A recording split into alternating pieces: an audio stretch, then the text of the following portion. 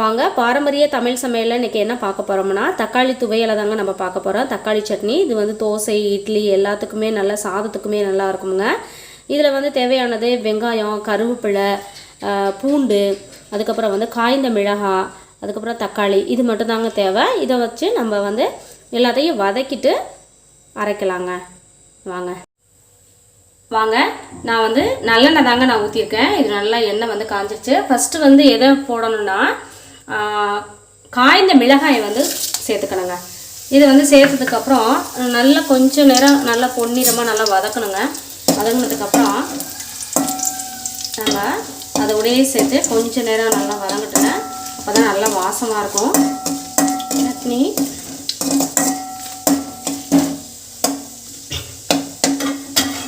இந்த பதத்துக்கு வெங்காயத்தையும் போட்டுடலாங்க. போட்டு நல்லா வதங்கட்டுங்க.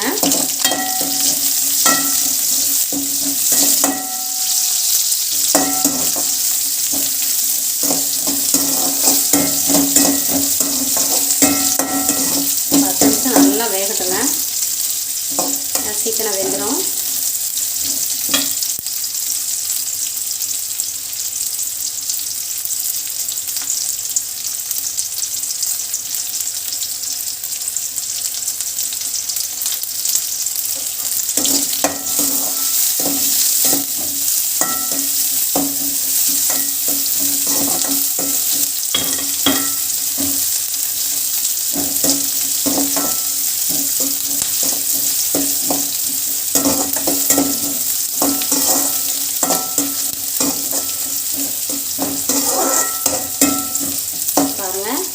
நல்லா அந்த ரவுண்ட் ஷேப்பில் நம்ம நறுக்கினதுனால அதெல்லாம் பிரிஞ்சு ஒன்று ஒன்றா வந்துடுங்க.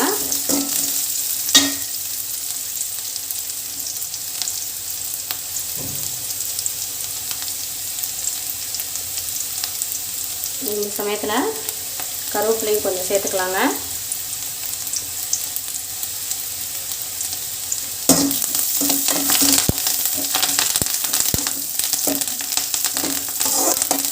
நல்லா வதங்கட்டும்.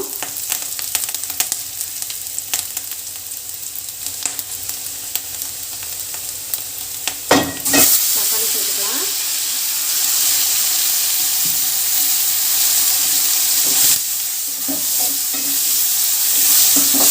தக்காளி சேர்த்துட்டு இந்த சமயத்தில் பூண்டு பல்லையும் நல்லா சேர்த்துக்கலாங்க.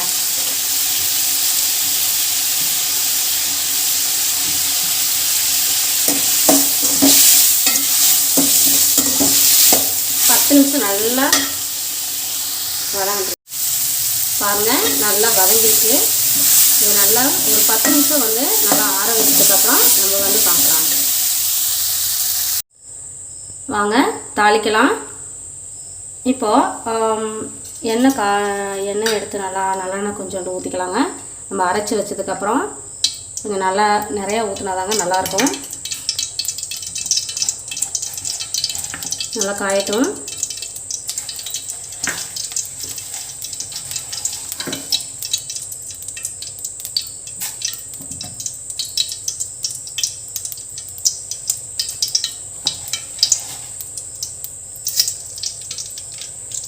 கடுகு, உளுந்தப்பருப்பு நல்லா போட்டுக்கோங்க.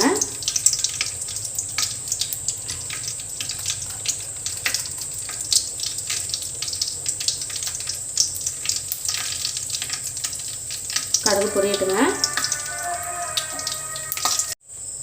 எண்ணெய் காஞ்சிருச்சுங்க. இந்த பதத்துக்கு போட்டுக்கலாங்க. போட்டதுக்கப்புறம் நம்ம அரைச்சி வச்சதை ஊற்றிடுவாங்க.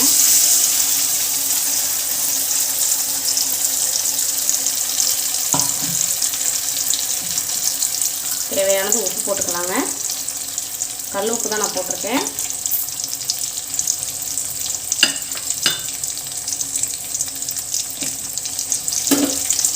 நல்லா எண்ணெய் வந்து நல்லா மேலே வர்ற வரையும் நல்லா வதங்கட்டுங்க.